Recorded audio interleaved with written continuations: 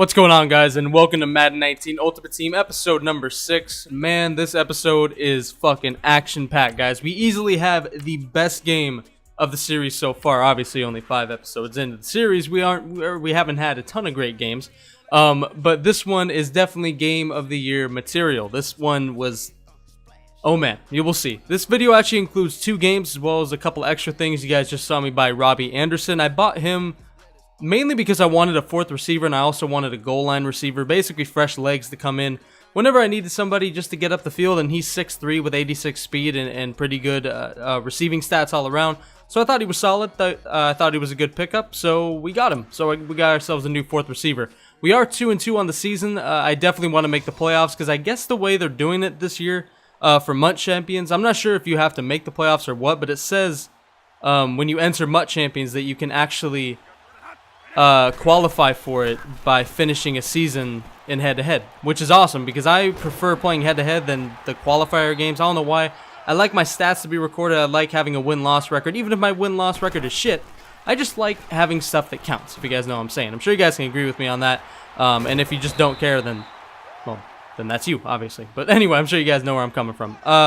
This is the first game of a 2-game video. That's why it is actually a lot lengthier than my previous videos. Somebody did ask me to make longer videos, and I've been trying to do that. I think all of my videos end up just coming out naturally the way they end up. You know, if they end up being 5 minutes, they're 5 minutes, and whatever. It's never really purposeful for me to make a video short or make a video long. It's just kind of, you know, how it goes down. But this one definitely is longer, and it's gonna take me on a roller coaster of emotions, I can tell you guys that. So there were a couple more things I wanted to talk about, mainly about the team, that I kind of forgot. Well, we made a couple upgrades last episode. Oh, you know what? Wow, that's what I just completely forgot. I was going to explain a bunch of the upgrades I made, a bunch of the pickups I made. You guys probably just saw my team. You're like, bro, you picked up a center, you picked up a right guard. I actually picked up 2 backup outside linebackers, Barkevious Mingo, as well as, actually I already had Mark Barron. So I picked up Barkevious Mingo on defense for backup because I'm running a 3-4 and a 4-4 where I'm going to be subbing out my ends and my second D tackle and replacing them with outside linebackers and putting Von Miller and Jadeveon Clowney on the D-line. So I got a couple more pickups, and the center was $50K. Brandon Linder. That dude was expensive, but goddamn it, he's a beast. I'll probably end up showing the back of the cards or showing their specific stats next episode, since I forgot to do it in this one and we're already into the commentary. And right here, Cam Chancellor ends up putting this man's soul into the dirt. That didn't make any sense. But he ends up getting himself a pick-6, and I taunt into the end zone like a douchebag, and I dance, and I end up forcing a rage quit. So that leads into the second game, but in between that, we actually have a 82 to 85 overall elite pack. I end up getting 10 trophy items, so I figured I'd just go ahead and show it. We actually get a legend pull, but it's not anything too crazy. You guys will see. But a decent amount of coins we end up getting for him, so you guys will see here in just a second. But anyway, the upgrades we made, like I said, I got a right guard. I can't remember who the right guard was at this moment, but like I said, I'll probably show the cards next episode just to clarify the upgrades because I forgot to do it in this one. You know, like I said again, there was actually a game I was planning to post that was a win, and it was a 10-3 victory that I showed those cards, but the video glitched out. So, you know, what are you gonna do, man? So I'll show those next episode. But anyway, we also got one other player that's actually really huge that you guys may have just saw that I didn't really talk about. Derrick Henry. I wanted to get myself a second running back, and well, right here we get Ted Hendricks. I was actually going to use him because he's 6'7", but he's just too slow. Didn't really have anything great. He's kind of like mediocre all around, and he went for 20K. So I mean, we'll take that. But Derrick Henry, I wanted myself a pure trucking back, and also he has 87 carry. I wanted a clocking back as well. After LaShawn McCoy fumbled, I told you guys there would be changes, and there would be. You know, like I said at the end of last episode, it was just like I needed to make some changes, so I picked up Barkevious Mingo and a couple more backups. I picked up a corner as well. I picked up Jimmy Smith. That was the other player I picked up. He was about 48K, I think. He was almost 50K as well. But he's a 6'2 corner with good man, good zone, and actually one of the highest tackling ratings in the game for corners. I went on Mutthead and looked at that. So Jimmy Smith at cornerback. I'm sorry I didn't go in depth on that, but like I said, I just forgot, so that was just a brain fart. I apologize for that. But saying again, for the probably 7th time, I will show those cards and every single upgrade we made in between these last couple episodes. Next episode at the beginning of it. So now, getting into this game, I've got everything out of the way that I wanted to say, and now it's time to get into this game of the year, man. Going to be focusing 150% on this gameplay. This game was insane. This guy had Mike Vick, 89 overall Mike Vick. He was giving me problems. He actually did not run with him that much. He was kind of like me, have a mobile quarterback, but, you know, only run really when you need to. And he was just dotting me down the field, man. Right here, Tevin Coleman. My boy German Seahawk told me to get a second running back, or when I asked everybody to, you know, tell me what second running back to get. By the way, I bought Derrick Henry before I ended up looking at the comments. That was kind of a dick move. I apologize. But German Seahawk ended up telling me to get Tevin Coleman because he said he's beastly. I didn't want to get another player with a low truck, though, because we have LaShawn McCoy. So I got Derrick Henry instead. So that's why. But Tevin Coleman, I'm sure, is a very, very good option. As he gets into the end zone to put this guy up 7-0. And now we're on offense, hitting Antonio Brown. I've been moving the ball on offense, I think, better. It's mainly just I'll have just one series of plays. You know, first down, I'll get sacked. Second down, I'll get sacked. Third down, I'll get sacked, like that. Like, I'll just have plays that will end me up in situations like this, 4th and 38, where I'm in fucking no man's land. I can't do nothing, and there's just nothing for me to do, so I'm just stuck. And we have to punt this ball away, and I'm really upset because this dude went down the field like, I mean, he just put me in the dirt, man. He went down the field and scored, and then I just get fucking destroyed on offense. You know how bad that sucks? I'm sure you guys do. It's just a bad feeling, and you get very upset, and I got very angry. But I am trying my best to make a lot of substitutions on defense, even though I was really pissed. It made me not want to make substitutions, just pick the play. But I was trying to run my defense the way that I intended. Look at these receivers, by the way. On the middle of the field, look at this. They're stuck to each other, and then all of a sudden one releases, and then Bobby Wagner just fucking falls down. I don't know what happened right there. I may have accidentally flicked the stick. I don't know what would have made Bobby Wagner just fall like that, but he did. And I don't know what happened on that play. The guy had so much time, and it was just bad, man. It was just very, very, very bad. And right here on the goal line, this guy hits, or doesn't hit nothing. He hits X to fucking run a toss play twice in a row, and ends up getting in with Tevin Coleman, and Tevin Coleman doing the airplane on us. I don't like that.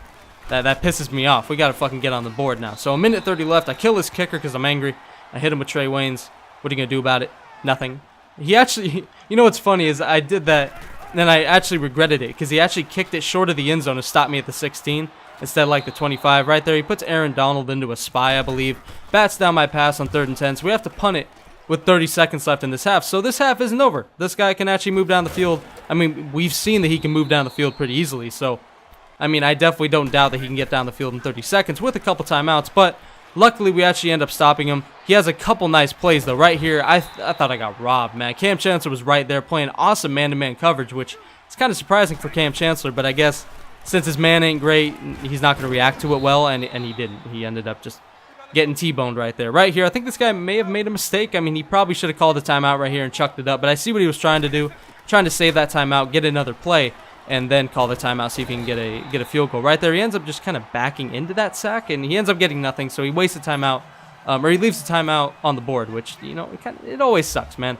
Also, something I'm going to start doing, I actually didn't put the first kickoff in this game, but to signify the halves changing, just because I like something to be there, instead of just, you know, going from one half to the other. I feel like going from one half to the other is like going from game to game almost. The half can change the game, and that's what happens here, guys. I end up actually clicking on offense, and I just start moving. But anyway, from now on, every episode I will be showing the opening kickoff and the second half kickoff to signify when the game starts and when the second half starts. So just to make that clear, that's something I will be doing. Probably didn't even need to say it, but I figured I would since I remembered. But yeah, I will be doing that. And like I said, just the momentum can switch very easily at halftime. So we get the ball coming out of half, and we just dime it down the field. Right here, he brings a safety down. I don't know what he was doing. I think he brought him into a curl flat. And Antonio Brown just destroyed his outside cornerback, and it was not even close. I don't know what he's doing right there. It looks like he was muttering to himself, but he ends up getting the touchdown, and we end up finally getting on the board. It did take us 3 minutes to do so, which honestly was a little bit too long. Down 14 points in this game. I know this guy can move. That was probably too long a drive for me to take right there, especially since I was taking my time, you know, with audibles and stuff like that. And this guy, like you've seen all game, 8 for 9 with Mike Vick. I mean, I just need to. I'm stuttering like crazy. Jesus Christ. Let me take a breath. Restart. Mike Vick has been destroying me all game, so I've just been completely worried about that. And obviously, with a quick drive like that, this guy could get back down the field and just dot me, and that's what he's doing. He's 9 for 12 for 188. And 4th and 5, we get him stuck in a 4th and 5. This was our chance right here with 28 seconds, or with at the 28-yard line, not 28 seconds. At the 28-yard line, he could have probably taken a field goal, but he didn't, and he definitely should have, because Cam motherfucking Chancellor comes up clutch, man. A fucking fumble out of the end zone, and that is a touchback with 2:37 left. Cam Chancellor comes up as clutch as you can be. This dude could have taken his field goal, been up 10. I probably would have been screwed. But now we have momentum. We came out at halftime, had an amazing drive. We stopped this dude. We kill his momentum 100% for sure, because that dude, you know he's fuming over there. You know he's fuming on the other side of that controller. That controller might be fucked. He might be using his sister's controller. Who knows? It might be a pink one. You don't know. I mean, nothing wrong with pink, but still, anyway, I don't know. 1st and 10, Jerry Rice. We are just moving it down the field right now. Under 2 minutes left. I thought that I would need those timeouts. I'm moving the ball like crazy in the second half, and this guy cannot stop me. I'm moving. LaShawn McCoy's moving 4 rushes for 21 yards. Derrick Henry, bring him in, and he ends up just bowling his way into the end zone. I was actually not planning to score right there. I was going to try to take some time off, but then I was thinking, like, what if I try to take time off, and then I don't score, and it looks embarrassing as fuck. So I was actually happy that I just scored right there after thinking about it for a second. After I kicked my PAT, I'm like, okay, let's just play for overtime. I think this dude will make a mistake. That's what I was thinking. Like, the momentum is shifted. Maybe he'll make some dumb reads. Not really. He gets into 3rd and 9, but he dots me. 10 for 14 with Mike Vick. Still not really missing much. 2nd and 7. Well, both quarterbacks are having a great game. But Mike Vick, oh, God, he's dotting me, man. 23 seconds left. He's at the 31-yard line. I mean, at the 28, he didn't kick a field goal, so we don't know if we can make it from here yet. But Todd Gurley. Yep. Todd Gurley ends up getting himself a 1st down, and, I mean, what can I even say, dude? That fucking kills it. I mean, Todd Gurley was barely in this game for this dude, and I don't know. Every time he came in, he just fucking burnt me. So, we had 1 timeout left. We went ahead and used it. 3 seconds left. You guys already know I put the slow-mo in for effect, but you already know this guy's going to nail it. I mean, you just got to focus just a little bit for this kick. Oh my God. Blair Walsh times 20. My God, dude. He absolutely shanked it, man. Shanked it way left. My dog's barking because he knows shit just went down. Not my dog's barking. My other dog's barking. Don't interrupt my... Shut up. Don't interrupt my video. This shit is fucking epic right now. Overtime, man. Meg, chill out. Don't ruin my video. God damn it. I'm actually worried about it. Don't, stop it. Overtime, man. This guy misses the kick by... Meg. Stop it. There, you guys know my dogs now. Meg and Django, they're noisy as shit. This dude misses the field goal. Completely fucking shanks it to the left. Ultimate Blair Walsh. And we get the ball coming out of halftime. We win the toss. The momentum, like I said, had shifted even after this man had an absolutely amazing drive. Definitely should have won this game. He fucking misses it, man. Shanks it. And we are just dotting right now. This man has no answer. 11 for 13, 200 yards, and a touchdown for Russell Wilson. Bring in Derrick Henry, cut it in, get 9 yards. This is, I mean, I felt so on the money. It was ridiculous, man. This guy couldn't do anything. Everything seemed like it was open until 2nd and inches. I get cocky, and I get sacked. Instead of running the ball in 2nd and inches, just trying to get the 1st down, I end up putting myself in 3rd and 9. I can make a field goal, but I decide to go to one of my oldest money plays. I haven't really ran that much. I take Will Dissly out. It's mainly been a running formation for me. I bring back in Jerry Rice, who we recently upgraded to an 84 overall. And you guys will see what happens here. This man, you already know, he is smashing shit behind his motherfucking desk. As with 1 minute and 40 seconds left in OT, we hit the out route to Jerry Rice. This man dives into the ground like a fucking sack of potatoes. And Jerry Rice scores in overtime to give us the win. Did I tell you it was fucking game of the year, man? My God, we had no business, absolutely no fucking business winning that game, and we do. We win 20-14 in overtime. It took a fucking miracle and a half to do it. A Cam Chancellor touchback on the goal line when this dude, all he had to do twice was kick a field goal and end it, and he didn't either time. My God, man. I don't know what happened, but in the first half, I couldn't move the ball at all, couldn't do nothing. Second half, something clicked, just started dotting him, and he never really stopped the whole game. His offense was very consistent, but in the end, that's just what it comes down to, man. You know, you don't win the game in the first quarter, you don't win the game in the second quarter, you don't fucking win the game in the third quarter. In this particular game, you don't win it in the fourth, you win it in overtime. So I hope you guys enjoyed this episode, man. I will leave you with the stats, and as always, I'm out. Peace.